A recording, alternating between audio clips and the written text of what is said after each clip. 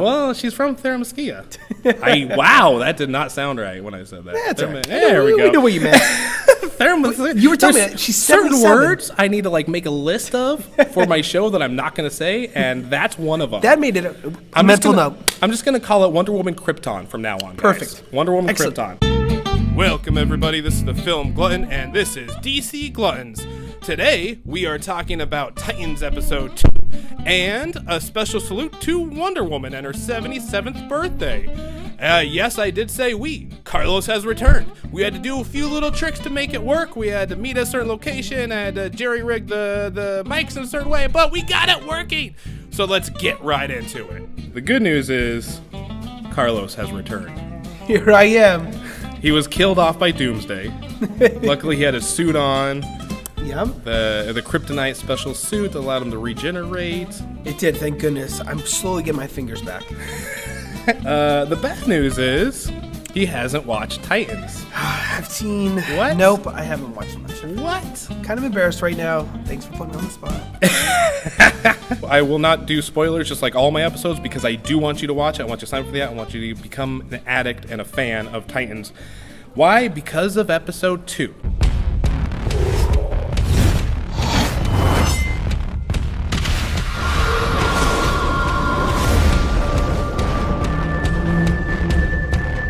The title of the episode is Hawk and Dove, so I don't think it's a spoiler to say it features Hawk and Doves. That's what I was about to bring up. Yeah, it introduces them as vigilantes, right? Mm-hmm, absolutely, it does.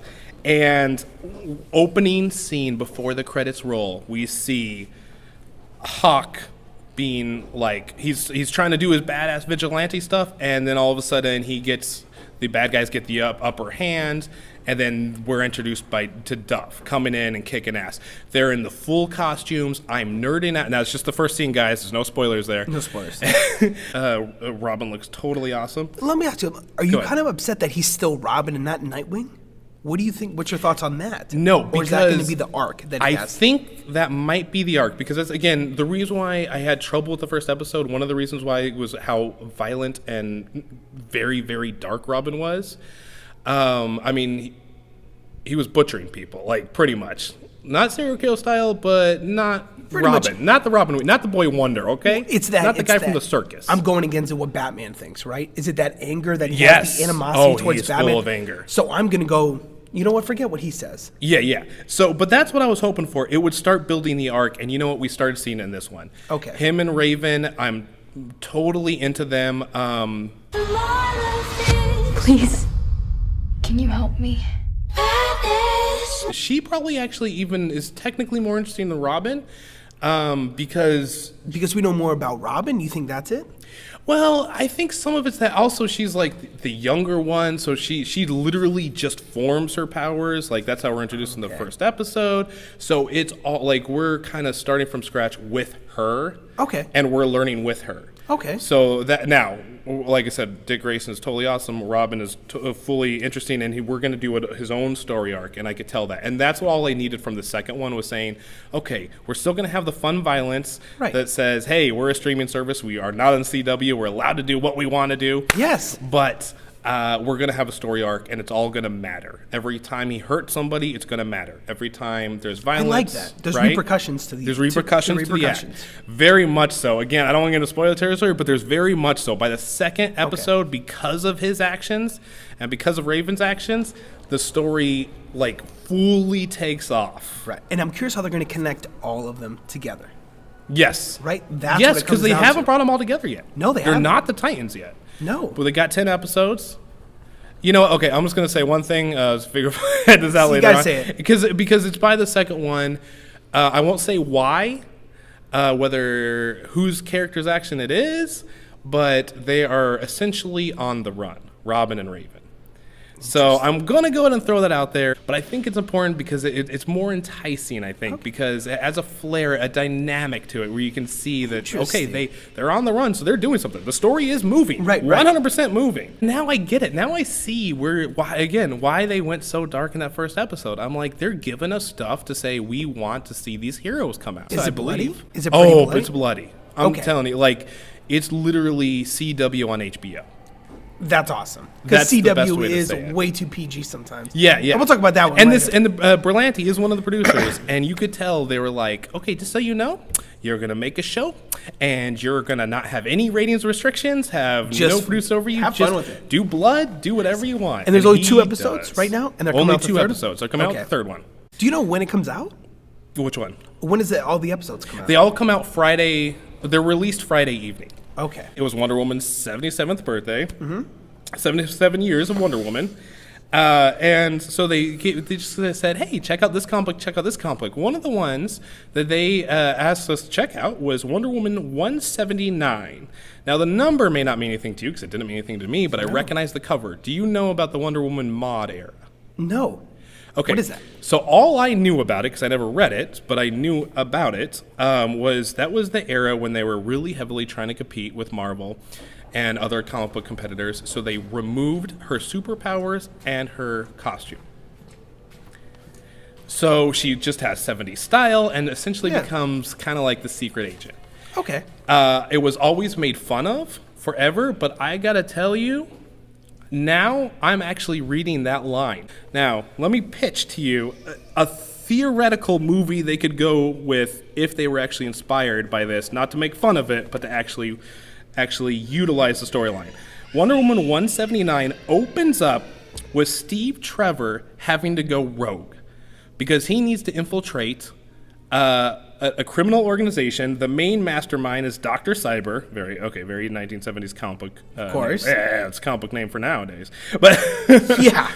But they need to figure out how to get to Dr. Cyber, and the only way they can do it is for Steve Trevor has orders to go rogue and go against the United States government. So he opens up. He said whoever it is who's in charge of him, the major, whatever, says, "Are you ready?" And he goes, "Yes," and he immediately punches him.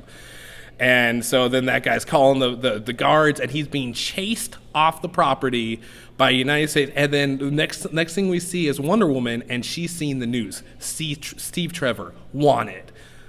A criminal against the United States government. Blah, blah, blah. All right, that's it. Then that Wonder Woman returns to Wonder Woman Krypton. Okay. and she is told by her mother that Wonder Woman Krypton is running out of energy. They were sent there to help humanity, but they've been helping them for so long, and they've been so weakened by Earth that they need to return to another dimension to gain some more power.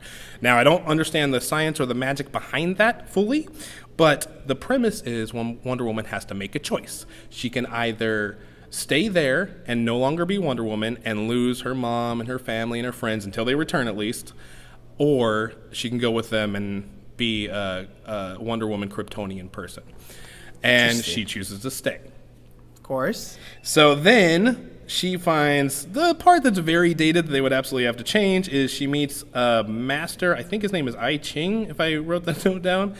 Probably have to change. Yeah. Yeah, might need to change that just a little bit. bit. He has a terrible accent that's a little like on the nose and a little racist, but I guess for the time period it wasn't. It's the 70s. And anyway, she learns how to do all sorts of different forms of martial arts from him, and then she goes, okay, I need to learn this stuff as quickly as possible to go save Steve Trevor.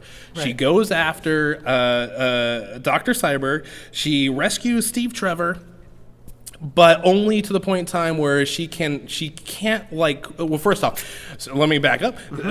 She gets into Dr. Cyborg, and because I have to mention all the fun toys he has. Of course. He literally has a toy army, like little toys that are mechanical or possessed or whatever. They're hunting her. It's like possessed Toy Stories. A little possessed. And then all of a sudden he's like, oh, those toys didn't work, so I'm going to send airplanes after her. So tiny little airplanes with little like Tommy guns attached. And then she even has the great line. This one I did write down because I laughed so hard at it. I never guessed I'd begin my post-Amazon career playing King Kong. Oh my God, that's pretty good. I was in it, and then but it ends because she gets really really far, but not as far as she could if she was Wonder Woman. Right. So they essentially do something to Steve Trevor. They hurt him, and he goes unconscious. She takes him to the hospital, and he is now in a coma. And the doctor's like, "Days of Our Lifestyle," like, man. He's not gonna wake up. Wow. Now, and that's how it ends? That's how it ends. And then Wow, a what an mysterious ending. guy cloaked in the shadows of the some alleyway is like, now, Dr. Cypher, it's time to ride. Of course, that sounds like the 70s. But how good is that story?